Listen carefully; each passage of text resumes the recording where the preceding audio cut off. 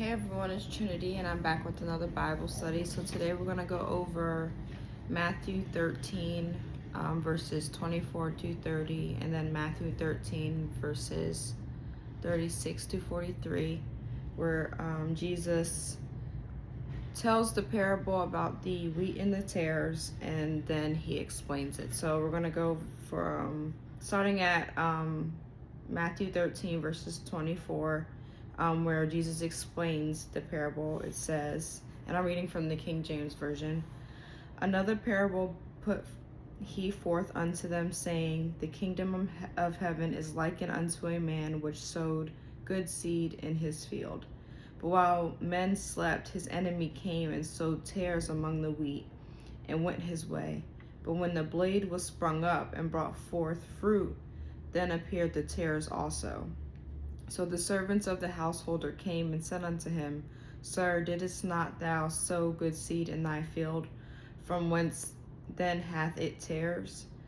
He said unto them, An enemy hath done this. The servants said unto him, Wilt thou then that we go and gather them up? But he said, Nay, lest while ye gather up the tares, ye root up also the wheat with them. Let both grow together until the harvest, and in the time of harvest I will say to the reapers, Gather ye together first the tares, and bind them in bundles to burn them, but gather the wheat into my barn." So going to Matthew 13, going to verse 36, this is where Jesus explains the parable. "Then Jesus sent the multitude away, and went into the house, and his disciples came unto him, saying, Declare unto us the parable of the tares of the field. He answered and said unto them, He that soweth the good seed is the Son of Man. The field is the world, the good seed are the children of the kingdom, but the tares are the children of the wicked one. The enemy that sowed them is the devil. The harvest is the end of the world, and the reapers are the angels. As therefore the tares are gathered and burned in the fire, so shall it be in the end of this world. The Son of Man shall send forth his angels, and they shall gather out of his kingdom all things that offend, and them which do iniquity, and shall cast them into a furnace of fire. There shall be wailing and gnashing of teeth. Then shall the righteous shine forth as the sun in the kingdom of their Father. Who hath ears to hear, let him hear." All right.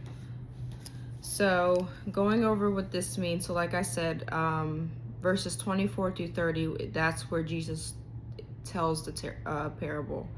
Verses 36 to 43 is where Jesus explains it. So the core meaning of this, the wheat equals what God planted. So this means your true identity, your purpose, your calling, relationships, assignments, and fruits. Tares, which are weeds, represents what the enemy planted. So like counterfeits, not just people, but situations, jobs, certain things, distractions, false attachments, soul ties, imposters, emotional patterns, and anything that looks similar but is not from God. So what the devil likes to do is mimic everything God does. So it may look like it's from God, but it might not necessarily be. So that's where you have to work on your relationship to strengthen your discernment, to distinguish between what is wheat in your life and what are tares in your life. The field equals your life, your heart, and your environment. The servants equal your discernment, asking, should I pull this up now? So that's important. So the more you work on your relationship, the more God will sharpen your discernment. You can distinguish what you need to remove and what is from him. The master equals God, saying, not yet, let them grow together until harvest. So this parable is about discernment, timing, and identity. As well, so because wheat and tares, they also look alike. So wheat, tares also are weeds. They may look alike when they're growing, but when they sprout, they'll look a little bit different. So why the wheat and the tares look the same? Tares, which is another word for tares, is darnel, D-A-R-N-E-L, look almost identical to wheat until the very end of the growth cycle. You cannot tell what is real versus counterfeit until maturity it exposes the difference. So the more and more you come closer to Christ, the more you're in your word, the more you're fasting, the more you're praying, you can recognize what is of God and what isn't of God. So it takes time and maturity to distinguish, oh, that relationship isn't for me, or maybe it is from God, or that job, or a certain door or opportunity, was this from God or was this from the devil? Because the devil can bless too, but when it comes to the devil blessing you, there's always a price that has to be paid, and he's not doing it for your good. He's doing it to pull you further and further away from God, because his goal is to bring everyone down with him. He does not really care about who you are, how you feel, but God does. And when it is a situation from God, you'll feel more of a peace rather than, feeling unsettled, which is always from the devil. You cannot discern what is real versus fake, or right or wrong, until you grow and become closer to God. God will allow things or people to stay there until you're mature enough to be able to let it go without crashing out, or so it wouldn't hurt you so deeply when you find out it really isn't for you. So sometimes God will allow you to stay with that person, sit in that sin, because he knows you're not ready to let that go yet. But the more and more you become closer to God, that situation, that relationship, that opportunity that wasn't necessarily there from him, you'll start feeling uncomfortable. You're not settled. You don't have peace. You don't feel like this serves you anymore. So that's why it's important, like I said, to keep working on your relationship with God, because you will outgrow things that you're used to doing, emotional patterns, relationships, certain sins like drinking, smoking, fornicating, all that kind of stuff. It kind of instills the fear of God.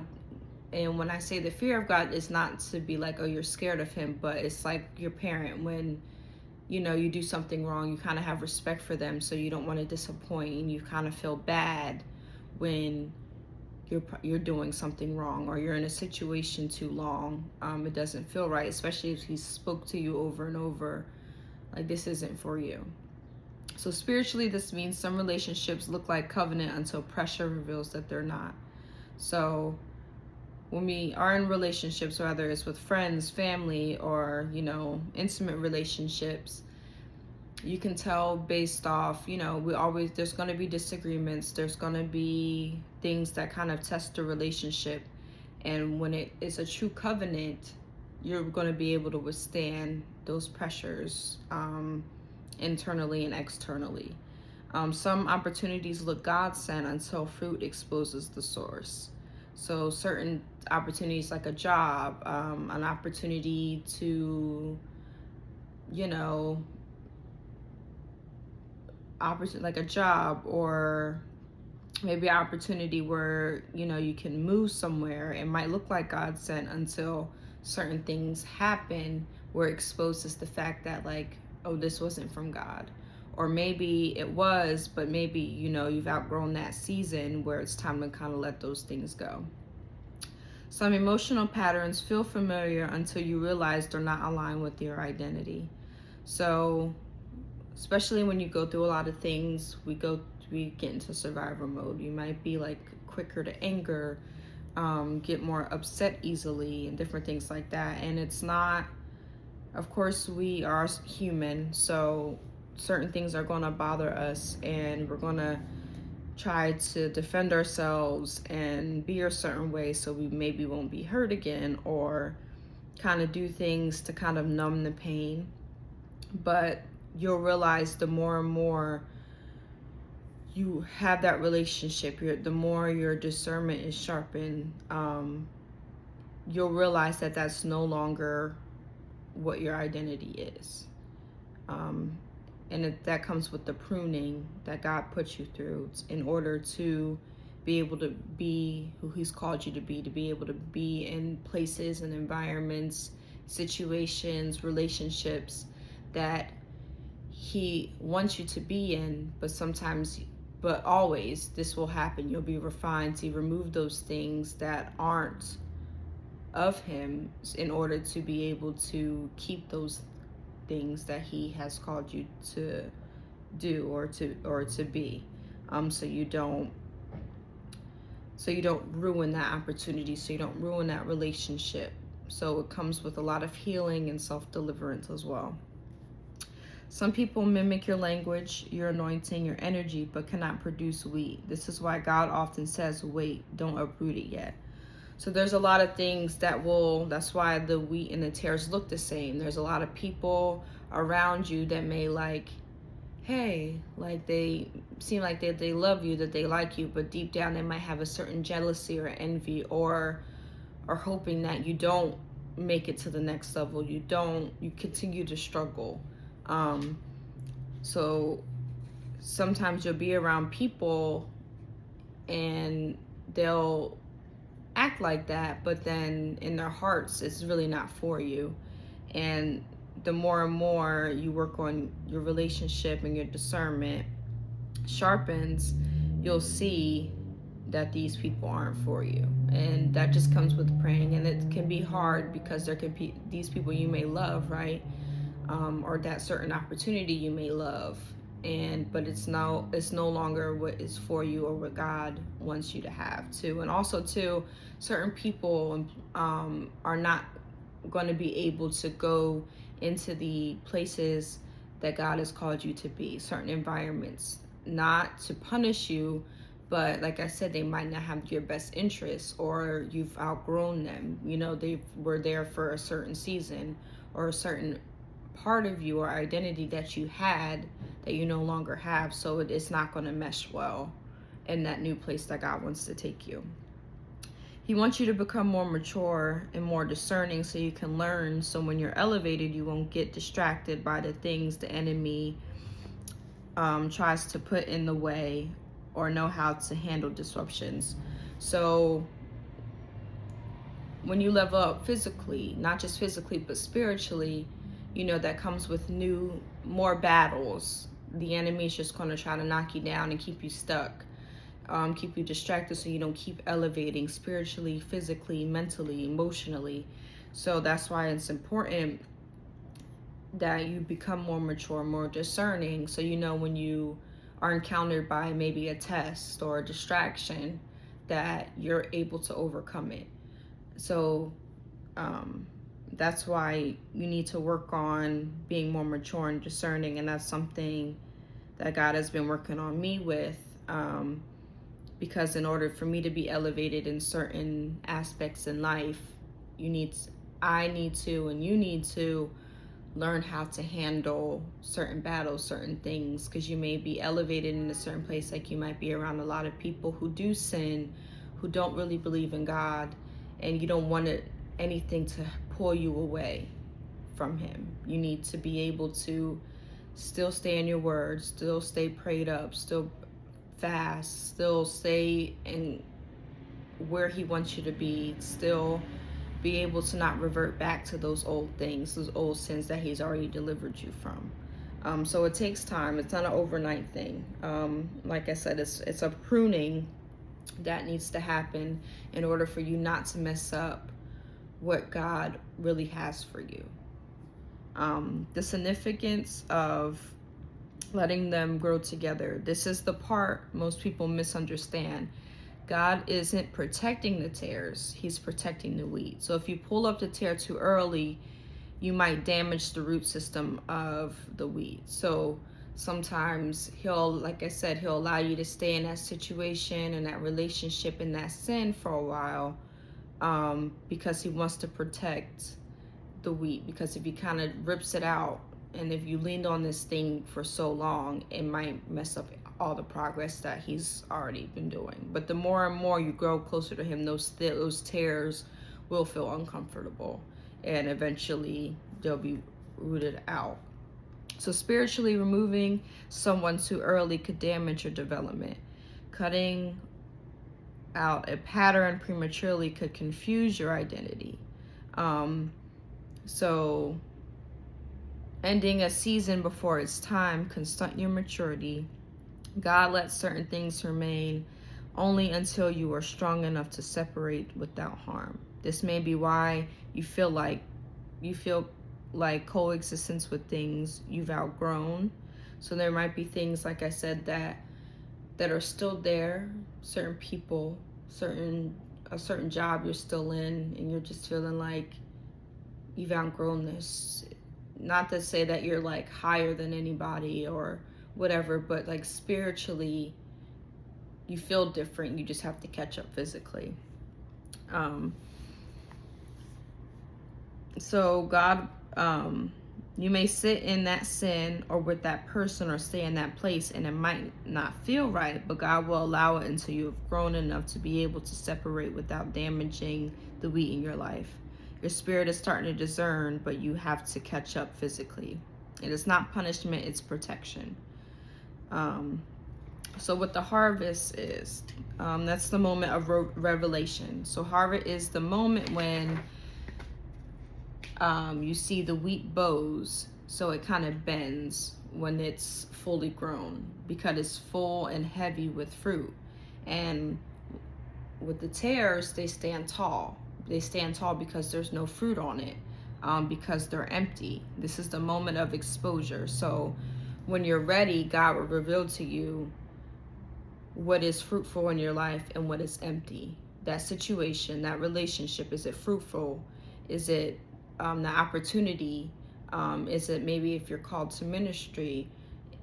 Like, what are the fruits in your life? That's when you'll be able to separate between the wheat and the tares. And this comes when you're mature enough to handle, okay, I can be okay if I let this person go. I will be okay if I have to let this job go, if I have to let this home go, this car go, anything that he doesn't want you to have, not because to hurt you, but it doesn't serve you and your purpose anymore. And sometimes you have to have things taken away in order for him to restore you with the right people, with the right opportunities, with the right home, with the right car. And also too, it's to show how much do you trust him enough, how much do you love him enough, more than that situation, more than that relationship, because you need to be able to let go to be elevated. This is the moment of exposure. So harvest looks like the real thing humbling itself, the counterfeit revealing its pride. So you'll notice people that you once loved and cared about may treat you differently. They might you can see the envy or the jealousy come out, or the hate that they have for you in their heart. And it can hurt because, of course, you love that friend, you love that family member, you love maybe that person that you've been with, but certain situations will start showing their true heart because God wants you to know, like, this isn't for you, or at least not for you anymore. Your true identity becomes undeniable. False attachments lose their power. So when you are attached to something and it's exposed, it may hurt a little bit, but it wouldn't hurt as much as you were in the beginning of your walk, where you were so attached to that thing you didn't think you could live without it. But you will survive. God separate what is yours from what is not. Harvest is not about punishment, it's about clarity. So when you reach the harvest, that's where the revelation is, that's where the clarity is, because you were feeling uncomfortable and confused. And sometimes that happens before you really realize, oh, this is why this felt uncomfortable, this is why this situation felt confusing.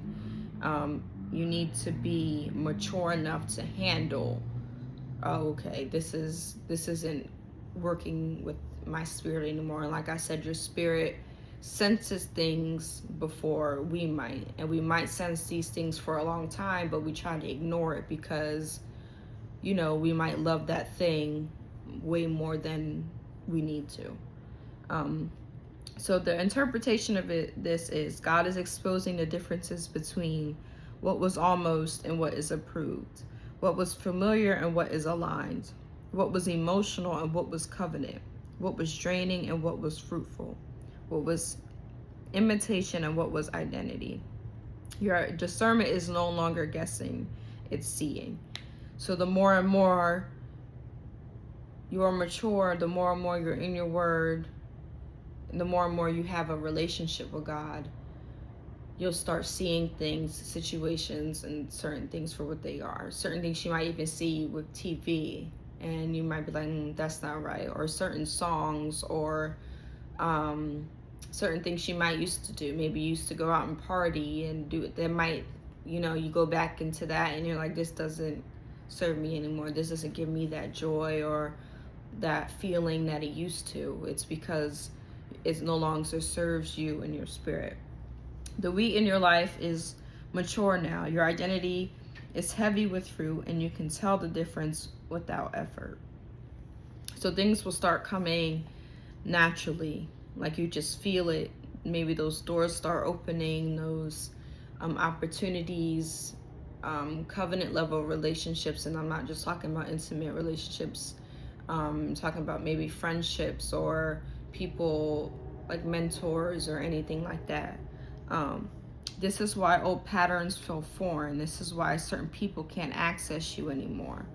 This is why your spirit feels both peaceful and decisive. So, like I said, if you struggled with maybe smoking, right, that, you might try to go back to it and you might feel sick. You don't feel right. It didn't feel like how it did before. Or even just being around it. Or certain people that you've loved and care about so deeply, you might not think of them like that anymore. And if they come around, it's not, you don't feel the same. You're like, why did I care that much? Why did I love them that much? It's because you've outgrown that person, that place, that thing, and you feel peace about it. So that's, a deliverance in itself, if you feel peace and that it doesn't have a hold on you like that anymore. The deeper spiritual significance. The wheat and the tares parable is ultimately about identity. You are the wheat, not because you try, but because you are planted by God. Discernment. You now recognize what was never meant to grow with you. You have authority. You don't have to fight tares. You simply outgrow them. So we allow God to fight our battles. Of course, we pray, we fast, we war in the spirit, but we don't have to work ourselves hard. We have to just kind of surrender, let God handle the situation. And the stronger you get, that's when the devil attacks more. But that means you have more authority. He's scared of something that God has put in you because your authority has leveled up. Timing. God handles separation when the time is right. So you may be, like I said, in a certain thing for so long. It's because God knows you're not strong enough to handle being separated from it. You might, if you struggled with drugs, you might get into that deeper. If you even maybe would do things to hurt yourself, that might happen. So he only separates you. He only allows clarity and truth when you're ready, because it can be it can hurt you. It can be devastating. And he wants to make sure you're strong enough to know that you'll get through it. Elevation. Harvest is always followed by gathering, meaning God is collecting what is truly yours. So what is wheat? Wheat equals what God planted. These are the things that strengthen your identity, align with your calling, provokes peace, clarity, and growth, reflect who you're becoming. What are the tares? Tares equal what the enemy planted.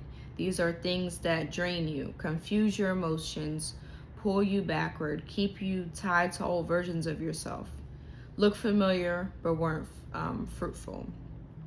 Tares grow right next to the wheat. They blend in, they feel familiar, they look harmless. But God is saying, I'm exposing what has been growing beside you that was never meant to stay. which includes old emotional patterns, old relational attachments, old coping mechanisms, old spiritual agreements. So with the spiritual agreements, it's those things we come into agreement with knowingly and unknowingly. So anything that isn't of God and we do it, we come into a spiritual agreement with the devil in some type of way. So if you're having sex before marriage, if you're doing drugs, if you're even any disobedience that goes against what he has said to do, you're coming into agreement with the enemy, and he's trying to deliver you from that. Also, old versions of your identity will be exposed as well. You're not losing anything, you're being protected. So it might feel like you're being stripped of everything that you've ever known, everything that, or anyone that you've ever always has been around. And it's not to hurt you, but it can feel like that. You will grieve it a little bit, but it's to protect you and to protect what he has coming for you. He will give you everything that you've prayed for if it aligns to his will, and it might be way more, way better than expected. So the old versions of yourself and the people that you've attached yourself to, your old coping mechanisms will not withstand in the promised land, because it would ultimately destroy it. Because especially if you're partnering, if you're getting married, right, yourself magnifies. And so if you have things that are in you, in your heart, in your mind, things that you do, people around you, they can ruin that. For example, God is preparing you for harvest, but he must remove the tares first. God is saying, I'm clearing the field so your harvest can come without interference. So when you get to the point where there is a harvest and God starts removing things, just know that you're about to break through. It's about to be something new. And it's that stripping before it becomes that restoration. It's the final pruning before promotion. So as we go through life, of course, we will always be pruned and stuff. But when it comes to big shifts, there will be more of a like, oh, I lost everything, I've lost everyone. But it's to, like I said, remove whatever is in you or around you to be able to withstand in that elevated place, in that promotion. Because the more you're elevated and you're more promoted, especially spiritually, that comes with bigger giants, bigger demons trying to come at you whichever way, in order for you to be separated from God, in order to knock you back down. So this is so the most important thing is what God is separating inside of you. So it's not just about outward things, it's about what he's doing within you. So the healed you from the wounded you, that's what he's separating. He's separating the new identity from the old identity, the spirit-led you from the survival mode you, the confident you from the self-doubting you, the discerning you from the people-pleasing you, the mature you from the emotionally entangled you. It is an inner deliverance. It is an identity refinement. This is a spiritual maturity. God is saying, I'm separating who you are from who you will be, who you are becoming.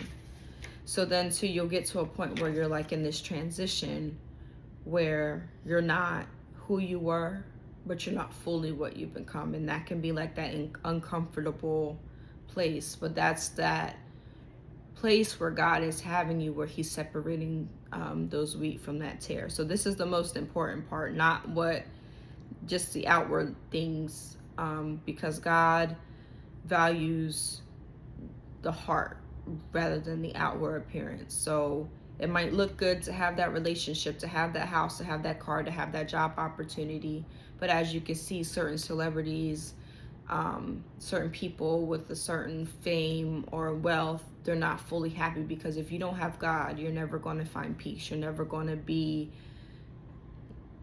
have joy. But if you partner with him, he'll give you all those things that is aligned to his will.